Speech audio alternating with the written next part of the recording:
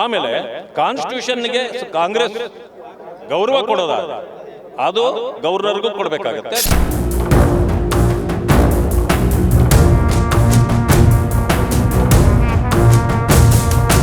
Constitution head ಅನ್ನು ನೀವು ಅಗೌರವದಿಂದ ಕಾಣುವಂಗಿಲ್ಲ.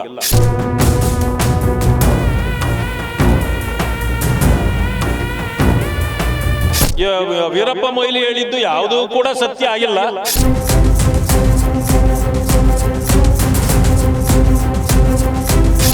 ನೀವು ನಟ್ಟು ಬೋಲ್ಟ್ ನಾವು ರಿಪೇರಿ ಮಾಡ್ತೀವಿ ಅಂತಂದ್ರೆ ಬೇರೆಯವ್ರಿಗೂ ನಟ್ಟು ಬೋಲ್ಟ್ ಮಾಡುವಂಥದ್ದು ಇದೆಯಲ್ಲ.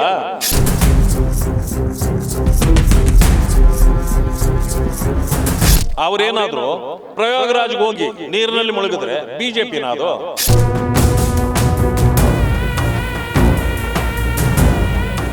ಇಂದಿನಿಂದ ಜಂಟಿ ಅಧಿವೇಶನ ಶುರುವಾಗ್ತಾ ಇದೆ. ಅದೇ ರೀತಿಯಾಗಿ ಬಿಜೆಪಿಯವರು ಹೋರಾಟಗಳನ್ನು ಕೂಡ ಸಾಕಷ್ಟು ಮಾಡ್ತಾ ಇದ್ದಾರೆ. ಇದೀಗ ಶಾಸಕರ ಭವನದಿಂದ ವಿಧಾನಸೌಧದವರೆಗೂ ಪಾದಯಾತ್ರೆಯನ್ನು ಕೂಡ ಕೈಗೊಂಡಿದ್ದಾರೆ. ಇದ್ರ ಬಗ್ಗೆ ಮಾತನಾಡೋದಕ್ಕೆ ಪರಿಷತ್ನ ವಿಪಕ್ಷ ನಾಯಕರಾದಂತಹ ಜಲವಾದಿ ನಾರಾಯಣಸ್ವಾಮಿ ಇದ್ದಾರೆ. ಬನ್ನಿ ಮಾತಾಡ್ಸೋಣ. ಸರ್, ಇವತ್ತು ಪಾದಯಾತ್ರೆಯನ್ನು ಕೈಗೊಂಡಿದ್ದೀರಾ, ಯಾವ ವಿಷಯಕ್ಕೆ? ಇವತ್ತು ಗವರ್ನರ್ನ ಇವರು ಪೋಸ್ಟ್ ಮ್ಯಾನ್ ಅಂತ ತಿಳ್ಕೊಂಡು ಕಾಂಗ್ರೆಸ್ ಸರ್ಕಾರ ಅವರನ್ನು ಅವಮಾನಿಸ್ತಾ ಇದೆ. ಆದ್ದರಿಂದಾಗಿ ಅವರ ಡಬಲ್ ಸ್ಟ್ಯಾಂಡರ್ಡನ್ನ ವಿರೋಧಿಸಿ ನಾವು ಇವತ್ತು ಪ್ರೊಟೆಸ್ಟ್ ಮಾಡ್ತಾ ಇದ್ದೀವಿ. ಯಾಕಂತಂದರೆ ಅವರ ಅಧಿಕಾರವನ್ನು ಕೂಡ ಕಟ್ ಮಾಡಬೇಕು ಅನ್ನೋದು ಇವರ ಉದ್ದೇಶ ಇದೆ.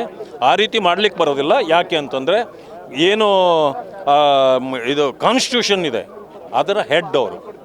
ಕಾನ್ಸ್ಟಿಟ್ಯೂಷನ್ ಹೆಡ್ಡನ್ನು ನೀವು ಅಗೌರವದಿಂದ ಕಾಣುವಂಗಿಲ್ಲ. ಆಮೇಲೆ ಕಾನ್ಸ್ಟಿಟ್ಯೂಷನ್ಗೆ ಕಾಂಗ್ರೆಸ್ ಗೌರವ ಕೊಡೋದಾದರೆ ಅದು ಗವರ್ನರ್ಗೂ ಕೊಡಬೇಕಾಗತ್ತೆ. ಗವರ್ನರ್ಗೆ ಕೊಡ್ತಕ್ಕಂಥ ಗೌರವ ಕಾನ್ಸ್ಟಿಟ್ಯೂಷನ್ಗೆ ಸೇರಿದೆ. ಇದು ಪ್ರಜಾಪ್ರಭುತ್ವ ವಿರೋಧಿ ನಡೆಯನ್ನು ಇವರು ಪ್ರದರ್ಶನ ಮಾಡೋದ್ರಿಂದ ಇವತ್ತು ನಾವು ಅವ್ರನ್ನ ವಿರೋಧಿಸ್ತೇವೆ. ಡಿ.ಕೆ. ಶಿವಕುಮಾರ್ ಸಿಎಂ ಆಗ್ತಾರೆ ಅಂತ ಮೊಯ್ಲಿ ಅವರು ಅಬ್ಬರದ ಭಾಷಣ ಮಾಡಿದ್ದಾರೆ.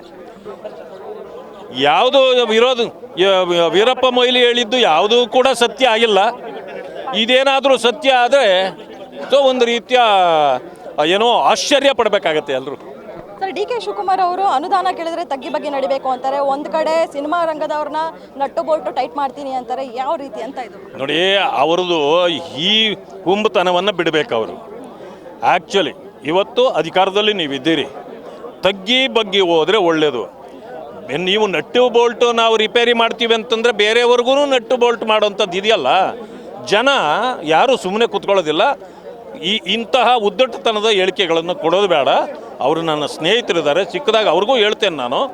ಜನರಲ್ಲಿ ನಾವು ತಗ್ಗಿ ಬಗ್ಗೆ ಹೋಗೋದನ್ನು ಕಲ್ತ್ಕೊಂಡ್ರೆ ನಮ್ಮ ರಾಜಕೀಯದ ಆರೋಗ್ಯ ಸರಿಯಾಗಿರುತ್ತೆ. ಸರ್, ಡಿ.ಕೆ. ಶಿವಕುಮಾರ್ ಅವರು ಬಿಜೆಪಿಗೆ ಹತ್ರ ಆಗ್ತಾ ಇದ್ದಾರೆ ಅಂತ ಮಾತುಗಳು ಕೇಳಿ ಬರ್ತಾ ಇರುವಂಥದ್ದು. ಸೊ ಹೀಗಾಗಿ ಅನಿವಾರ್ಯನಾ ಡಿ.ಕೆ. ಶಿವಕುಮಾರ್? ಇಲ್ಲ, ನನಗೆ ಆ ರೀತಿ ಏನು ಅನಿಸೋದಿಲ್ಲ. ಅವರು ಪಕ್ಕಾ ಕಾಂಗ್ರೆಸ್ ಮೆನ್ ಇದ್ದಾರೆ.